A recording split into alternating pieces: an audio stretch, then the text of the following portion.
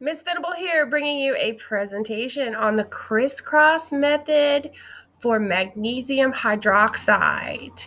And this is how do you write that chemical formula unit if you have a complex or a ternary ionic compound. So you know you have a ternary, or we call it a complex ionic compound, if one or both of the ions that are present are on a list of polyatomic ions. And so let's identify what these ions are. So my first ion is magnesium, and that is on the periodic table. So magnesium is right here on the periodic table.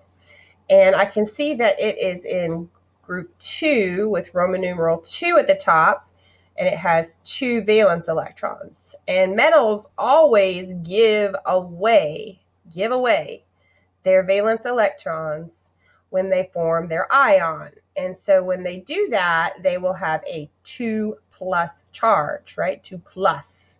Giving away 2 negative electrons means the ion becomes a 2+. So that's the magnesium ion. OH, capital O, capital H, is oxygen and hydrogen, but they're acting as one ion together. They're kind of grouped together, and you can never ever separate the oxygen and the hydrogen in that ion. Okay, they're going to act like one thing, even if they're not. They're bonded and they're never going to come apart. So we're going to treat them as one ion. It's called a polyatomic ion because it has oxygen and hydrogen. It has more than just one type of atom in it.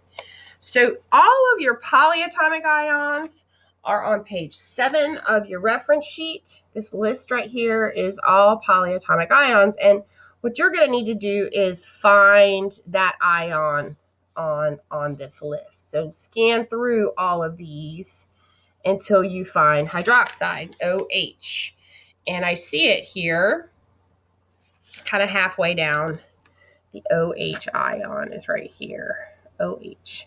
And I see that it has a -1 charge. The little superscript right there means that that ion is going to take in 1 electron. That ion has the ability to accept 1 electron. And its name is over here too, it's called hydroxide. So this list of polyatomic ions is going to be what you need anytime you're dealing with complex compounds. Alrighty, so step 1, I wrote my cation, that's the magnesium 2+ charge. And I wrote my anion, that's the OH hydroxide 1- charge. And keep in mind that OH is hydroxide. It's not oxygen hydrogen. It's not oxygen hydride. You can't change the name of OH. However, the name of it is on your list of polyatomic ions is the name of it. So we talked about where those charges come from. If it's a monatomic ion like magnesium on the periodic table, you just look at the Roman numeral. And if it's a polyatomic ion like hydroxide, you have to look on your list.